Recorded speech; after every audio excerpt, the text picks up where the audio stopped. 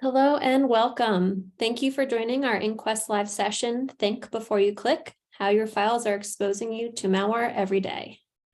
During today's webinar, our industry experts will cover how file-borne threats should be your #1 priority for cybersecurity in 2023, what you could do to close the end-user gap that threat actors are continuously striving to breach every day, and how to stay ahead of the game while protecting your organization from cyber attacks with deep file inspection, or something we like to call DFI.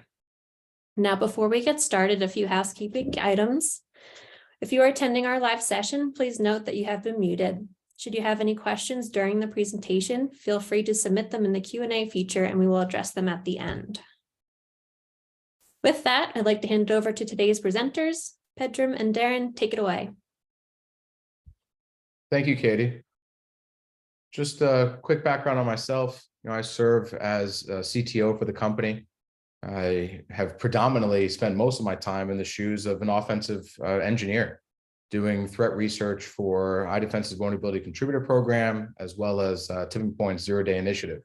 So I consider myself having had the unfair advantage of working with thousands of researchers. I've seen countless zero-day. And halfway throughout my career, I switched from offense to defense. That's what brought me here to Inquest. And other notable items for my background, I launched OpenRCE back in 2005. I did some open source software to help folks with vuln dev and exploitation. And I've also written a book, perhaps only the book, on fuzzing. Over to you, Darren. Yeah, hi, my name is Darren Spruill. I'm the Chief Intelligence Officer at Inquest. I'm based out of Phoenix. I came from industry. I've worked in a number of security operations centers and CSIRTs, and I've also helped establish and lead a number of threat intelligence operations within industry. I also made a switch myself to working, primarily in vendors and kind of helping scale the effect of what we do in industry out to more and more customers. So I've enjoyed that. I have background in a few different industries: finance, healthcare, manufacturing, defense industrial base, big tech, etc. And my passions are really anything that has the word threat in it. I love intel, detection engineering, threat hunting, and take any chance I can to participate in sharing and collaboration efforts. Glad to be here. So kicking into our agenda, we wanted to cover a few interesting points with everybody today. First, we'll discuss how our end users are being targeted. Inquest takes a focus on file-based and file-borne threats. We'll see how basically everything boils down to a file in many cases, and this provides us like a good vantage point for this.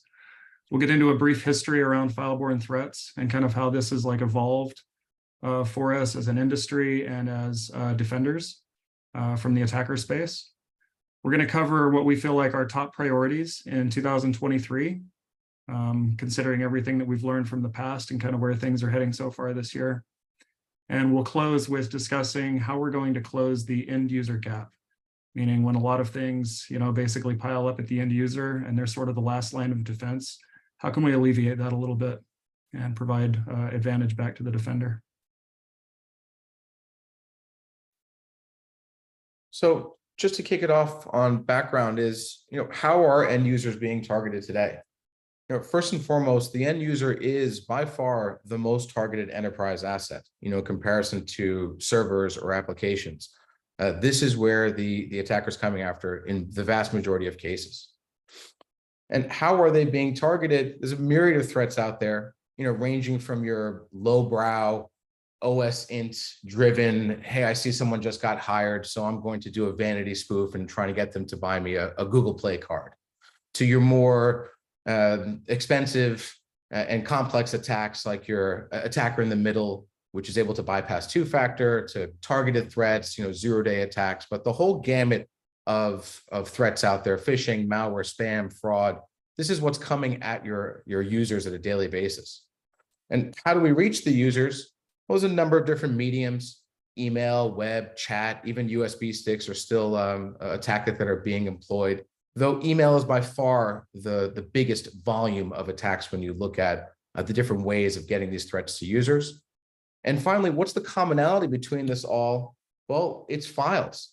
It does not matter if you're trying to get somebody through a phishing campaign over email, or an exploit over the web, or some kind of malware sitting on a USB stick. the commonality here is files, and this is where we focus most of our analysis efforts.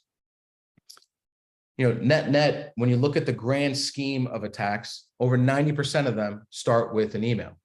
And this includes 75% of all malware is coming over email as well. So 90% of all attacks, doesn't matter who you ask, what year it is, somewhere north of 90.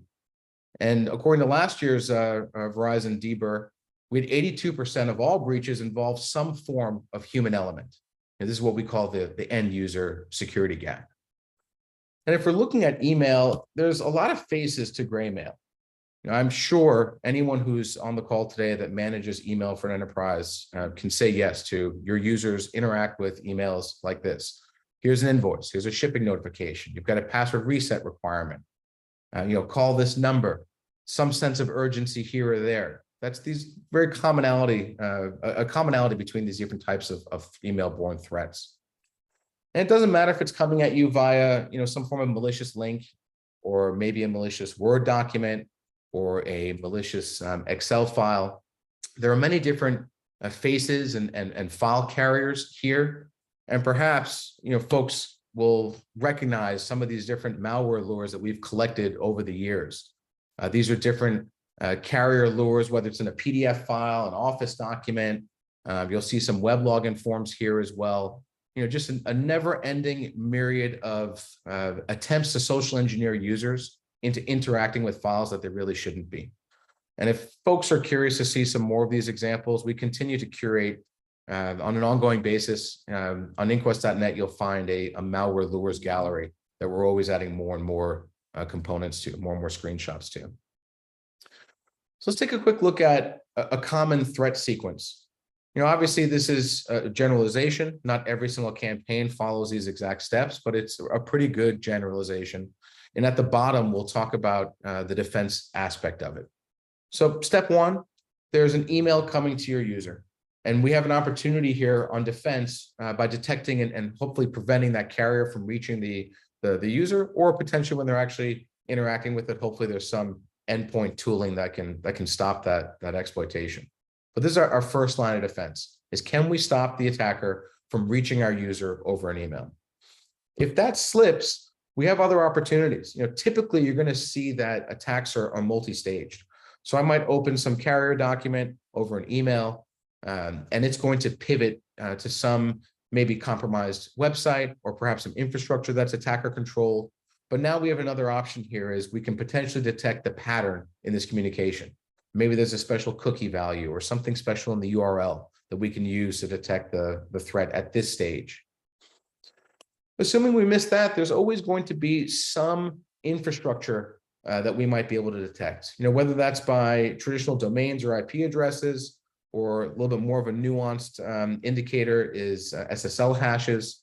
This becomes a third opportunity for us to detect the attacker early in the threat sequence. All of this is prior to the fourth and final component here on our deck, which is the actual payload being delivered. So to recap, email comes in, some interactivity is being done on second, third stage infrastructure pivots, whether it's a compromised existing website or some attacker controlled infrastructure. And then eventually, some way, shape, or form, a payload's going to come down. And this is now where the actual badness begins, whether there's some remote access Trojan, some ransomware payload. At this point, it's really the attacker's choice. They've already laid down the groundwork to open the door to deliver whatever kind of malware that they want. And so, Pedram, there's an observation here. I notice, in the industry, there's a lot of talk around the perimeter being dead.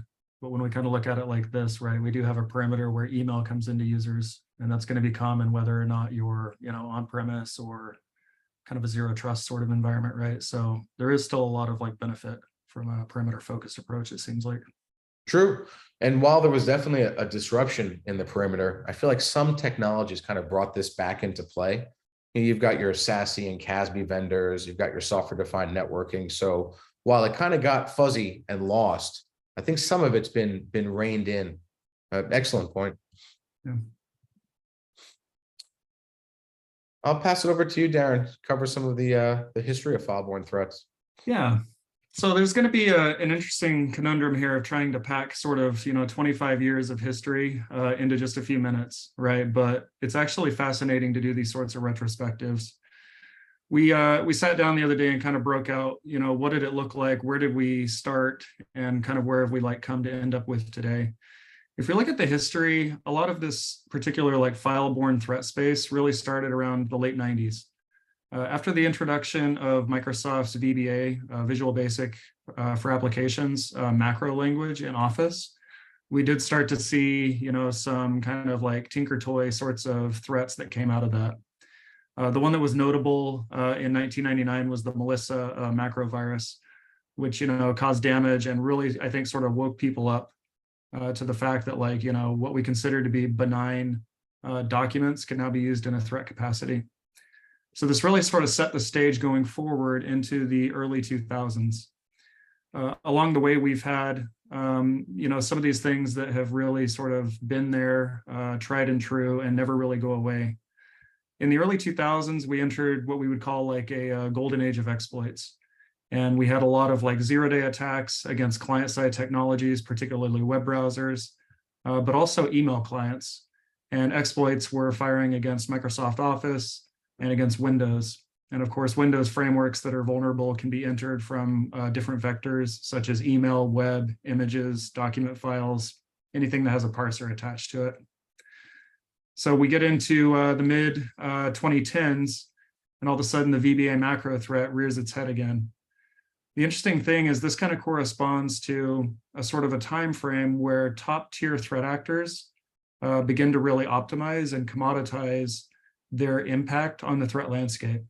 And so we see here some of the early top tier banking threats like Dridex and other threats really go hard on VBA macros. It's no surprise that when you put a programming language into something like a document, that this becomes infinitely exploitable. And so the shift to VBA macros here became very, very hard. A long time, we find that there's these little malware gifts that are kind of given out in the form of, again, exploits and sort of feature misuse. So 2017, we see the introduction of the DDD exploits for dynamic data execution, followed by equation editor. And then going on, we see things like Fallina, some other exploits that we'll talk about, prominent CVEs, dog walk, etc. Pedram's going to go into a few more details on some of these. But, lo and behold, we end up with an entirely new macro language, which is actually a very old macro language in the form of the XLM macro sheets, Excel 4.0 macros, just to add on to what we've already been dealing with VBA. And this had a hot period of time as well. The evergreen phishing attack, which we also look at as a file-borne threat, given that MSG files and email files and any sort of email transport can also be extracted out to a file, kind of runs through all of this. And this is something that we're going to be dealing with. As long as social engineering and sort of the end user security gap is a reality for us, that's going to remain prominent as well. So this progression is interesting. What we see is basically an introduction of file container formats over time, from Word documents to spreadsheets and everything in between. And this year, the big one really appears to be OneNote. OneNote's one that we'll get into some more detail on, but a OneNote file is effectively just a carrier or an envelope for any other embedded file that the user's intended to execute. So we learned quite a bit from this, I think, and kind of see this progression of carrier types over time. Yeah, and we've got this this trophy gold medal next to VBA just because over the course of these 25 years, it's held the #1 role for the go-to for attackers. They'll get these free gifts here and there, but that's kind of been the fallback. There was a 2-year blip where, as Darren mentioned, they fell back to this super old, 15-plus-year-old technology, this VBA4 macros, and that caused quite a stir for a year or two. But folks finally caught up on that. And then in February of last year, Microsoft actually made the decision to block macros by default. So they changed the default setting where it didn't matter if you were an Office user or home user, by default, macros were disabled. You'd have to explicitly enable them. This caused a huge uproar among the customer base, and they would reverse that decision by July. But in those few months, attackers took notice and they immediately pivoted. Unlike the enterprise world, they're very fast to pivot and adapt. And that's when they started adopting the whole ISO LNK format as another type of file carrier. Like instead of putting a PowerShell script inside of your VBA macro, you are now having a PowerShell script executed from an LNK that's inside of an ISO image. That's like your CD-ROM image file format, which for me bodes the question of who allows these things at the perimeter, right? Is there anybody legitimately exchanging LNK files or even ISOs in this day and age over email? If not, this becomes quite a good and easy point of attack surface control, reducing your attack surface. That's a good point. Yeah, there was a point in time when we were very focused on the email gateway, right? And it was all about sort of that policy layer of what we allow in, what we, prohibit. So some of these, developments, I think these are probably hitting organizations hard and maybe lack some of that hygiene at the email gateway. Yeah. One last thing to mention here, things like DDE, equation editor, these are interesting vulnerabilities to me because when they first came out, they were not deemed as vulnerabilities. This has happened a couple of times with where Microsoft will downplay a security researcher's discovery, and then it gets adopted by malware and hits the entire enterprise world by storm, and suddenly they have to backpedal. It's like equation editor took a couple of fixes to get right, and eventually they just removed the entirety of that component. And DDE is one of the most amazing exploits because you can literally teach any audience how to do it in like a single slide. You can point and click to create a DDE based exploit. So fun little malware gifts, as we're calling these.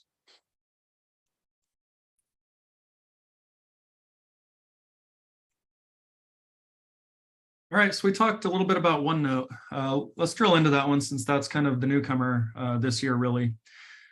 The OneNote threat was an interesting one for us to timeline. The sophistication of a OneNote-based attack is not significant. As we mentioned, it's basically an envelope that you can stuff other files into. And so it's what we tend to refer to as like a container file format. If you can get a OneNote file through somebody's email gateway or a download on the web, then you can also smuggle inside of that things like batch scripts, command files, Windows scripting files, PowerShell scripts, like any executable file format, including EXEs. And so it ends up being like a really wonderful carrier for like script-based attacks. The timeline on OneNote was very interesting. We sat down and analyzed this as we were starting to kind of triage it early on. And we found a couple of things relating to a timeline, which was useful for us. We can see here that the earliest post that we really came across that was significant from Savagas was basically a red team post. This was offensive security research, and it was talking about the applicability of OneNote in phishing attacks. Now, this occurred in August of 2022, and I think this kind of maybe came and passed in the wind. We didn't see much discussion around this. We took notice and didn't really think much of it because there's usually a lot of sort of, offensive security tradecraft posts that kind of come and go. But in December of 2022, about 4 months later, TrustWave posts what might have been the first discussion about use of OneNote in an active threat campaign. And this was in distribution of the Formbook Trojan mass malware out to a number of users. So that 4-month time frame there, we can kind of look at that as like lead time. This is a takeaway that we're going to discuss a little bit later, but paying attention to offensive security research as sort of an early warning indicator, this goes to kind of show the value of that. The timeline continued after this initial post. I think we noticed that the security community realized that we didn't have a lot of like great tooling for dealing with OneNote files. OneNote's been around for a while. I think we're looking at maybe 10 to 15 years of history with this application. So it's not like it's a new development, but it was a new development in the threat space. As soon as attackers realized that they could ship files, we suddenly realized we needed to have tooling that could extract files from OneNote documents so that we can analyze those. That ends up being the basis for a lot of our deep file inspection capabilities. So over time, we saw several individuals and organizations release extractors and analyzers for OneNote. And all of that tooling is a very valuable contribution to our collective defense.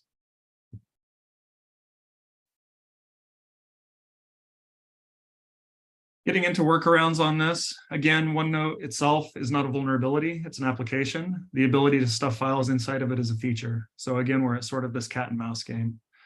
The applicable workaround for this, however, is that there is a registry setting which enables us to basically disable opening embedded files in OneNote. This is a mitigation. It's a valuable mitigation for organizations to use. Particularly, we don't tend to use OneNote to ship files around, and most organizations tend to use online cloud collaboration for this sort of work. And so this is probably a way that we can look and see where mitigating this is a way to kind of get ahead of the attackers on this and basically take out this entire class of attack. So this registry modification that's prevented here, this is good for defanging OneNote as an attacker's container format. Yeah, and being a registry mod, something you can push out via general policy orchestration across your entire enterprise. All right, one other trend that we've noticed and wanted to highlight is what we refer to as like phish indirection. In the past, those that are familiar with phishing know that it's typically been used as kind of like a single URL and a single web page. You send somebody a URL, they load the page, and then they get the login form, and they're social engineered into providing their credentials on this. Nowadays, with phishing awareness being generally high, and also the state of like gateway controls and defenses being fairly effective, we found that attackers are basically introducing the sort of layering that we're talking about. Now, instead of a phishing page being a single click and a single page load, we're actually seeing this layering introduce misdirection. We see files come in who themselves contain other files, and then point out to legitimate infrastructure like cloud storage. And then from there, we find that cloud storage doesn't actually host the phishing page, it hosts a file-based redirector. So the one that we're looking at here is for an online document scanning service called Raven. This is one that was recently covered in one of our blog posts related to abuse of cloud storage and file-based redirectors. If you click on the link there, that's actually a hyperlink that takes you to another page. And so here the attackers are using this sort of like indirection to basically get around gateway defenses and introduce additional sort of layers of misdirection and indirection into their attack sequence. Yeah, and we touch on this some more later, but how easy is it to take your phishing URL and just drop it in a PDF document? Suddenly it becomes a lot more difficult for security solutions to analyze. Yep. We touched on at the very end of the timeline, this is something that came out in one of the most recent Microsoft security bulletins. It doesn't have a cute name like Dogwalk or Felina. It is technically referred to as a privilege escalation vulnerability, and this diagram comes right from Microsoft's write-up on it. But in actuality, what this is an NTLM hash leak. And we have seen things like this before. We will definitely continue seeing them in the future. This is just yet another slice. What's really interesting about this is once it was discovered, Microsoft did some digging, and they make mention that they've seen exploitation of this as far back of April of last year. So almost a year's worth of lead time for folks who are leveraging this tactic. And it's a fairly easy approach for someone to take. I wouldn't quite call it as lowbrow as your vanity spoofing attacks, but relatively easy from a technical perspective. Takes advantage of another container format here, transport neutral encapsulation format, or TNEF. These are those windmail.dat files that you might find spattered around in your email. And so by putting a UNC path in this PID-lid reminder file parameter, you're actually going to end up potentially sending your NTLM hash to an attacker-controlled server who can then use it in a replay or cracking attack. And so this is the freshest of file-borne threats to come out. Again, just the latest iteration in what is undoubtedly going to be a continued evolution of these types of threats. With that, we'll push down into next section in the agenda, which is top priorities from our perspective in 2023. We've mentioned this a few times now, right? The power of layering is, quite a asymmetric attacker advantage. For most part, it can be implemented via drag and drop, and you can test this for yourself. Take a simple ICAR string that you may email to yourself and hopefully will get detected. Try dropping that in an RTF document. Email that to yourself and see if your security solution can catch it. take that RTF and additionally put it into a Word document, and again, see if your security solution can detect it. Take that and put in a password protected zip, and I guarantee you that your security stacks are going to be down to the lower single-digit percentiles that can actually find this threat in transit. This can be done in minutes for an attacker, but it becomes very difficult on the defender side, especially at scale, to dig through all these different file layers and get at this embedded malicious logic. And I will say that we've seen some crazy things out there in nature. I've seen a complete and legitimate software installer come through an RTF document. I've seen folks in enterprises take multiple files and instead of compressing them into a zip file, drag and drop them into an RTF and send that out to their coworkers and colleagues. So you will see legitimate uses of layering like this in nature, but with proper policy controls, you can reduce this type of behavior and then use the differentiation to actually prevent attackers from abusing this tactic to get to your users. So changing the way that your actual legitimate users are transferring files or emailing files to one another, exchanging files, can help you on the prevention, detection, and response side. Let's talk a little bit about visibility and normalization and how this kind of plays into collective defense. So when we deal with file-based threats, and especially acknowledging the layering that we're discussing here, to be effective with this, we really have to basically extrude and normalize those embedded layers. They have to be exposed, and we have to be able to inspect inner layers. So this is one thing that can't really be emphasized enough. I think when we look at the defensive landscape today, we do see a lot of like high power content scanning capabilities.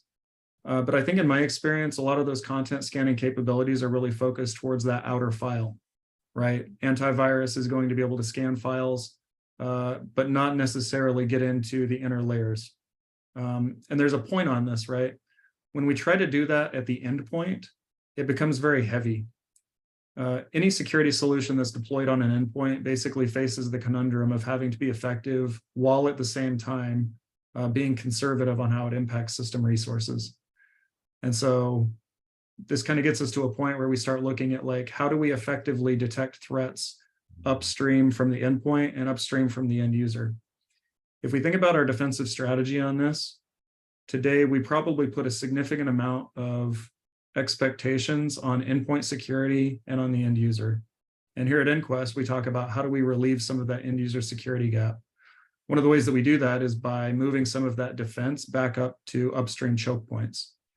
And the other thing that we do is we start to get into these layers. We can expose components of the attack that we consider sort of left of boom, right? The portion of the attack that comes during like delivery and weaponization of the threat before it reaches the point where it's basically detonated on the endpoint or interacted with by the end user. Everything after that, we consider sort of right of boom. So there's a focus here on sort of like the security that occurs at the transport layer before it reaches the user. This is one of the reasons that effective defense when it comes to like file decomposition and exposing layers occurs upstream at like the email gateway, web gateway, is if you're going to occur before it reaches the user, then you can start to deal with those parts of the attack sequence that come before like execution. Really what we're talking about is like, we don't really want to lean on just the endpoint. It's a belt and suspenders approach. And we talked about this when we get into like, moving your controls in the email gateway to basically blocking file types. As Pedram mentioned, are there really that many email gateways out there that allow like ISO files, VHD files, LNK files to come through the email gateway? And if that's the case, we really need to put some enforcement upstream there. Another topic we get into is continuous validation.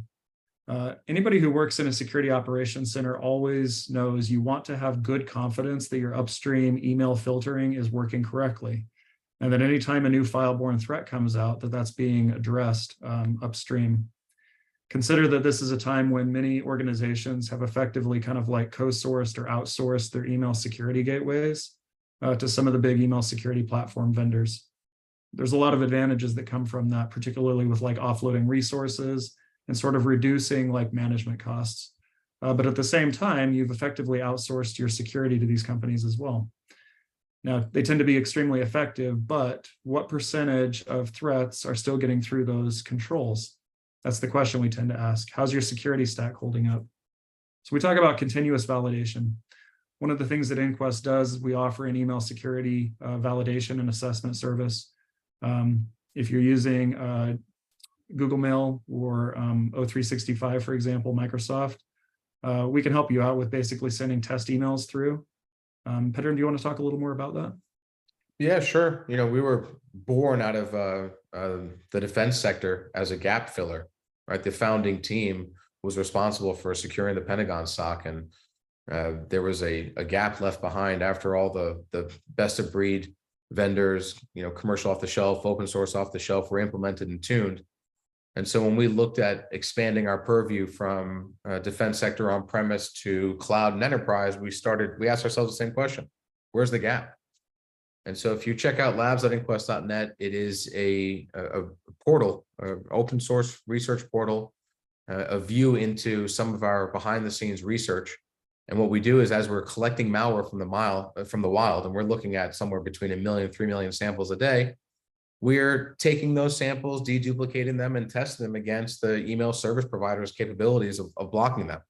So we're reducing that, millions of samples down to a couple dozen that have been proven to be emerging and capable of evading defenses. And then we can test your actual security stack with those exact samples and give a report at the very end, not just showing you what bypassed your email security, what kind of file types can reach your users, what are the best endpoint protection products that close that gap, what are the types of threats that are reaching your users. So there's a whole world around that we could dive into. This would be a good step, I think, in 2023, right? We would really encourage all organizations to take advantage of this. This is a free service, and it's a really great sort of, I think, validation step to take. Start taking a look at the email security effectiveness of the service you're using, and at least get some assessment under the belt to be able to make decisions off of. Yeah. Stepping into some attack surface reductions, we're going to take two looks, two angles here, right? One is at the endpoint, one is at the transport. We've already talked about how on OneNote you can stop embedded files from actually being opened on the endpoint through a simple registry modification. On the transport side, which is where we focus our efforts on at Inquest, we can prevent the delivery of these types of files because we are expanding these file formats with deep file inspection, one of our core technologies. We know the difference between a OneNote that has or has not an embedded file, and we can do really granular policy controls based off of that dividing line. That's a pretty simple one. If we look at Microsoft Office documents, on the endpoint, you can disable macros entirely. But as we've seen from the response of the public to Microsoft's draconian shift there, this isn't really feasible in most enterprise environments that rely on Office macros. So what we can do to help on the transport side is reduce the delivery based on analysis of the actual Visual Basic code that is running.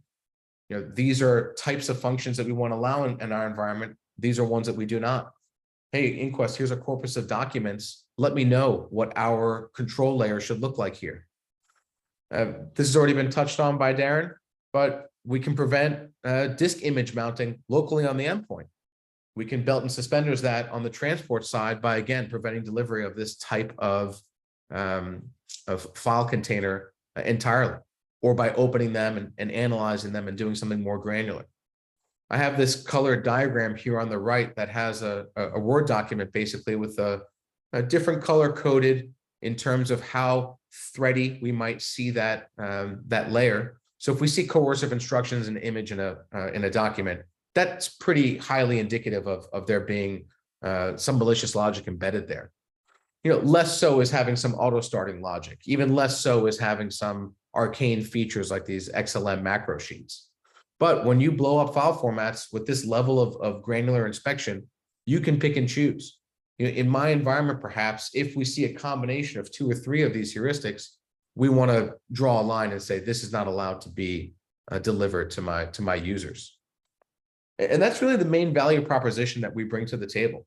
We are trying to provide a virtual analyst, a tireless analyst who will look at every single file traversing the environment if we're on premise, every single file coming in and out of your web proxy, every single file and email coming in and out of your email service provider.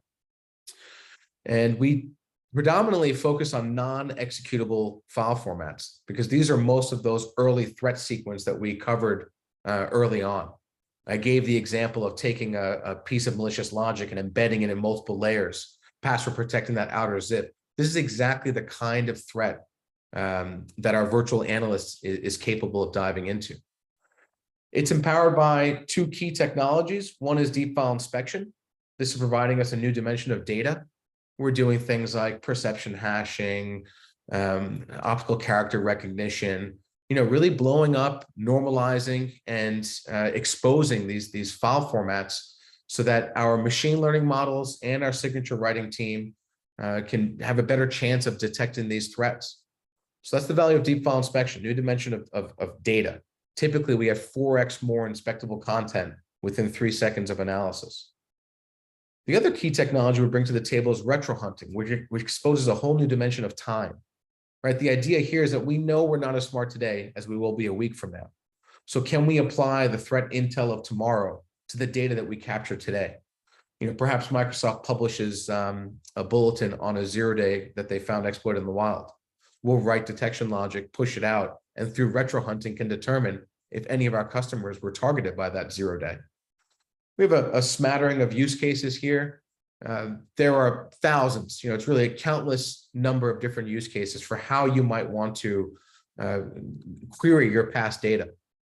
Show me, if I'm a threat hunter, maybe I want to find all PDFs that had some evasive characteristic, but weren't quite high threat score enough to warrant a block. We've helped customers in the past with non-security specific use cases, invoice fraud. Folks vendors are getting compromised upstream, business email compromise, and invoices are being doctored with new account numbers and sent back to the company and just getting paid outright. So a number of different use cases for why retro hunting on top of deep file inspection provides a huge layer in the detection response battle. That's some great context on important capabilities. I want to switch over to sort of some Intel viewpoint. One of the things that InQuest Labs Intel team is watching for in 2023 is a trend that we've noticed. The 2010s were kind of like what we would consider to be the era of web-based threats. That's when web was king. We had a lot of malicious traffic distribution and browser exploit kits. What we're noticing right now is we're in this new decade, the 2020s. We're seeing this being the era of email-based threats, kind of back on top as king. One of the things we're noticing is effectively TTP reuse, where attackers are now starting to pull tricks out of the old bag and reuse them. One of the things that was really prominent in the old web-based threats was obfuscation and hiding content in larger files. Again, the file theme. If we look here in the blue text at the bottom, in 2015, this is an Angler exploit kit landing page. We say there's something that we call use of literary filler. An analyst who pulls this up is not going to see malicious JavaScript necessarily. They are going to see a lot of text from literature. If we look at the screenshots on the right in 2023, we see a couple of different scams and malware distribution emails that are using this same technique. One has got text from, I think, Harry Potter built into it in the middle of the PDF file. And then the other one is basically using lorem ipsum text as a filler on this for the email stager. So one of the things that we're excited about as an Intel team is the things that we were familiar with from a decade ago. What's old is new again. I think we're going to see a lot of TTP reuse and a lot of the same techniques from top tier threat teams that are basically reinventing themselves.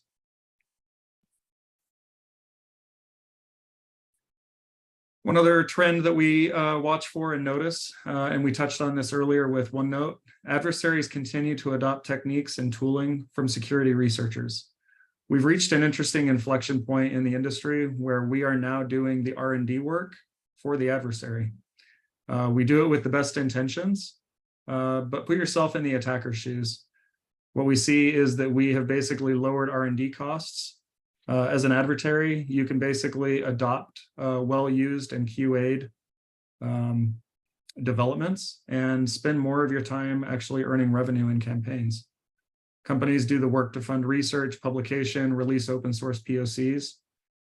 which is interesting because as a security industry, on one hand, we say we're going to raise costs on adversaries.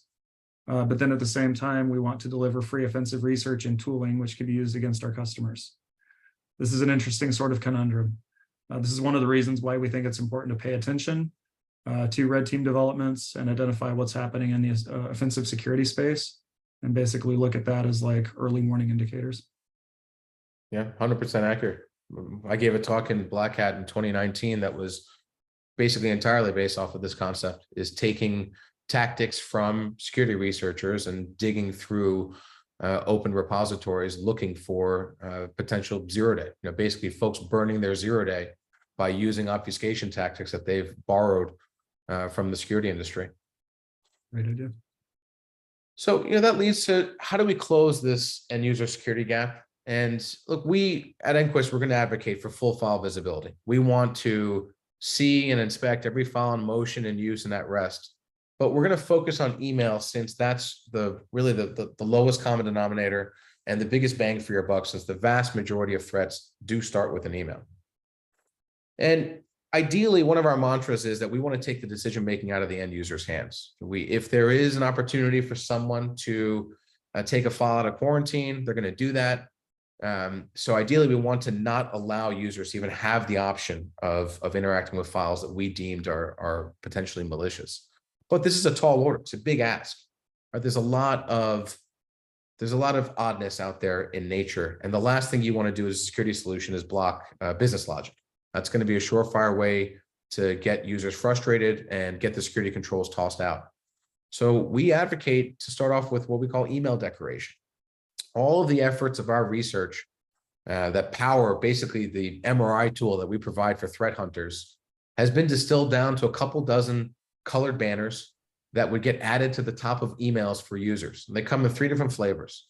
Just a gray standard, maybe external email banner, a cautionary banner, yellow, the hairs should stand up on the back of your neck when you see one of these, and a danger where unless you really have good reason to, you should not be interacting with this email, or perhaps you should be calling and validating that the source of the email is who you think it was supposed to be. And these banners can be verbose or very terse. These are very tunable. In this case, this is a verbose banner, and the goal here is to educate the user, much in the same way that as practitioners, there are just certain subtle and not so subtle signs that we'll see, whether we're in a browser or an email, that tells us that there's something off. That's the goal of these banners, is to educate users on the real world data and the real world threats they're going to end up seeing anyway. And of keynote is that these banners are client agnostic. We're actually modifying the email on the way in to put this banner in there. And then on the way back out, the banners are being removed so no one else knows they're there. But the idea is that it doesn't matter if you're on mobile or web, desktop, native app, something funky like Superhuman, which is my preferred email client, you're going to see this banner as a user. You don't have to have a special client or log in through a special portal. It's across the board. And just a couple of more examples, specific examples, some of these colored banners. Right? Spoof VIP is one of the first ones we'll see value in. This is covering the case where somebody registers an arbitrary email address, could be at Google, and maybe they use Darren's name, and they'll email one of our brand new sales guys and say, hey, I'm in a jam. I need you to go buy me a Google Play card. Right? This is it's a very common attack, spoof VIP, vanity spoofing. And so this banner is something that we see immediate benefits from for our customers. Of course, there's other banners, for example, like detecting phishing content or malicious content. And one of my favorite examples of a yellow banner is first time sender. So if I've never received an email from somebody before, I actually use this banner to even filter out all the junk outreach and sales emails that I tend to get. So just a couple of different examples of banners. Again, tunable, can be turned on and off, can be multiplexed, a lot of different options here, tailor-made to ensure that your users are getting best value out of this. And with that, just open up the floor to any questions folks may have. Looks like we have one question here from Zoom. What are your thoughts on zero trust? You want to dive in, Darren? You want me to take that one? Yeah, that's a good topic. we touched on it briefly, right? Zero trust is one of those aspects of emerging technology that we've really sort of, been thrust into. Does it change the game for us as security practitioners? I think it does, definitely, right? There has been some change with the perimeter particularly. I think as we mentioned before, like one key topic is not to lose control of the perimeter that you do have. Right, there's a message that I think comes from a lot of like endpoint focused vendors and zero trust focused vendors that the perimeter is gone. But really, as we're seeing, it's not necessarily. We have an email gateway that's still in the picture. And I think we take advantage of that, knowing that the threat space is very heavy with email right now. So I think what you do is you account for the things that you can and basically do a good job of identifying the controls that are effective to affect your users at scale, and take those opportunities that you can to shift the defense away from the endpoint and away from the end user. Go with what works. So far as zero trust is concerned with files, that is certainly something that we can help with. There are air-gapped environments, for example, where you can't even trust, even though these are your own employees, you cannot trust the files that they might be bringing in and out inadvertently or otherwise through USB sticks. So we will work with MFT providers, for example, and on one side of the air gap, USB stick goes in, person goes through the man trap. On the other side, they'll have a clean USB stick that is populated with the files that we deem to be okay. So that's zero trust file and an air gap going in and out. And there's a myriad of examples, similar examples where we can help bring zero trust to the file space.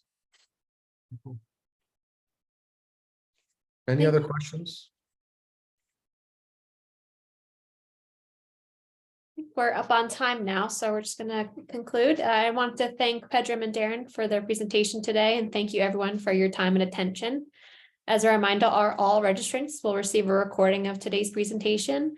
And should you have any further questions or would like to learn more, please reach out to us at info@inquest.net. We hope you guys will join us again next time, and have a great day. Thank you.